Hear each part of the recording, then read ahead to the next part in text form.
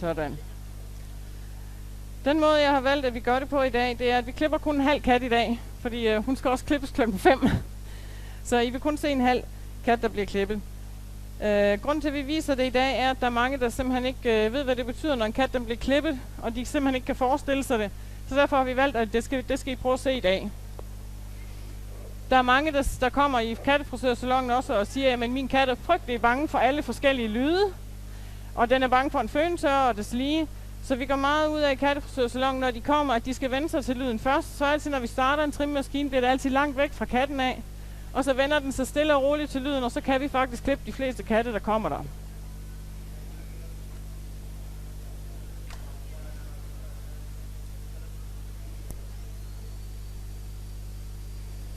Så nu har jeg startet trimmemaskinen, og Didi, hun får lige så stille lige lov til at vende sig til lyden.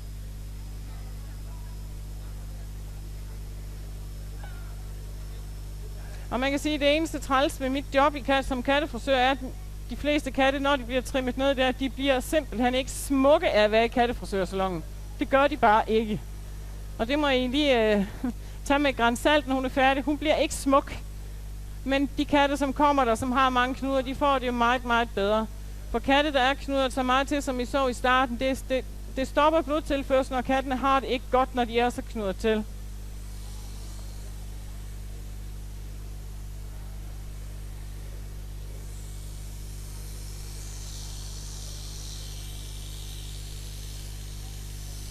Så bliver katten simpelthen klippet helt ned i bunden. Man kunne godt sige, at man kunne godt sætte en afstandstrimmer på. Men som regel kan det ikke lade sig gøre på kattene, fordi når de er knudret så tæt ned til huden, som I kunne se på det stykke pels, som jeg viste jer, så kan det slet ikke lade sig gøre at sætte en afstandstrimmer på.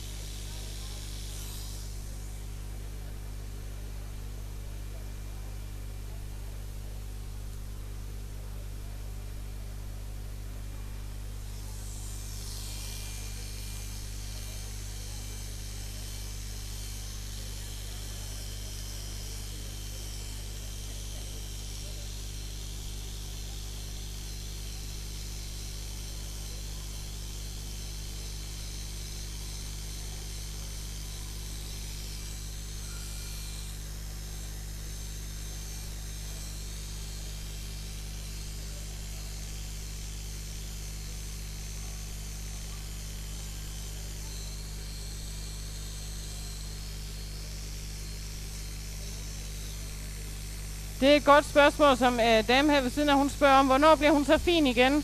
Og det er der rigtig mange, der spørger om, når de kommer hos mig. Det kommer meget an på årstiden, hvornår kattene de bliver klippet, når de kommer i salongen. Lige nu er vi går vi mod den varme årstid. Og når vi går mod den varme årstid, har katten ikke noget stort behov for at sætte pels, desværre. Så Didi her, hun bliver først rigtig flot igen, når det bliver vinter. Det tager cirka fra nu af, vil det tage hende. Jeg vil skyde på, vi har midt juni nu. Juni, juli, august, september. Jeg vil skyde på i slutningen af, omkring oktober bliver hun først rigtig, rigtig flot igen. Omkring en måneds tid tager det, før de første dun, de sætter sig, og hun ligesom får det første rigtig fine beskyttende lag igen. Men ved at det er så varmt i vejret nu, så kommer det til at tage noget tid, før hun bliver rigtig pæn igen.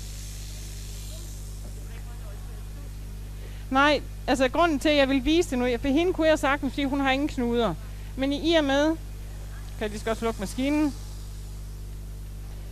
i og med, som I kunne se her, med det pels, som jeg viste jer til at starte med, trimmeren kan simpelthen, hvis man sætter afstandstrimmer på, den kan ikke tage bare noget af det.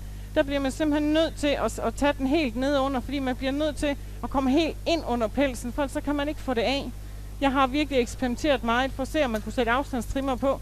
Det kan bare ikke lade sig gøre, når det knuder så hårdt ned, som det oftest er, når katten de kommer for at få hjælp i kattefrisørsalongen. Desværre.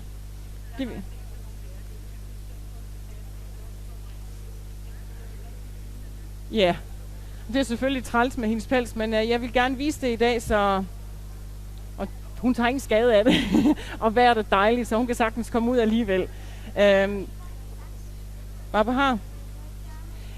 Det er godt, du spørger om det, og det er et rigtig godt spørgsmål. Der er mange, der også kommer til mig og siger, vi har prøvet lige så stille med en saks, men vi kom til næsten at klippe i katten, og vi tør ikke.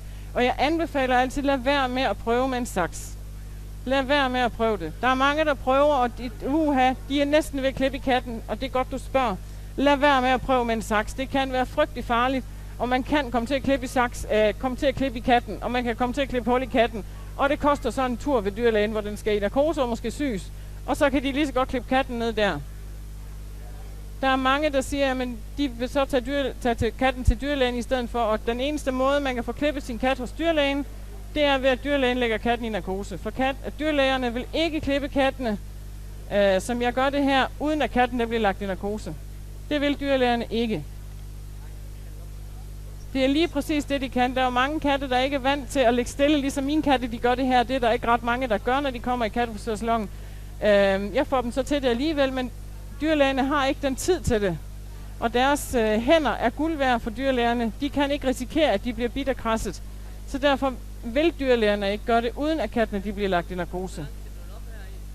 Det kommer an på, hvor meget knuderen der er.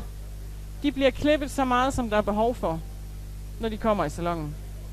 Der er desværre mange katte, der kun har lige præcis kraven tilbage og halen. Alt andet, det kommer af. Både på ryggen og på maven. Og nej, hun bliver ikke særlig pæn. Hun overlever det. Ja. Hun overlever det.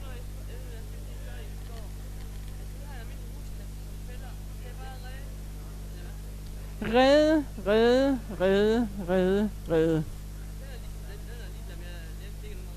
Ja. Der er kun en vej udenom, det er i gang med kammen, og så bare rede. Det, der også er rigtig godt, hvis jeres katte er vant til det, det er at putte dem i bad. Giv dem et rigtig godt bad med de rigtige kattepelsprodukter. Ikke vask dem i menneskeprodukter. Det er der mange, der prøver, og det kan da også godt gå, men det er ikke særlig godt for pelsen. Nej, det er lige præcis det. Så hvis I kan komme dem i bad, så er det et rigtig, rigtig godt middel mod fældning. Ja. Så jeg tror, det er det for den her gang. Så kommer vi igen kl. 17, så mange tak, fordi I gad at lytte.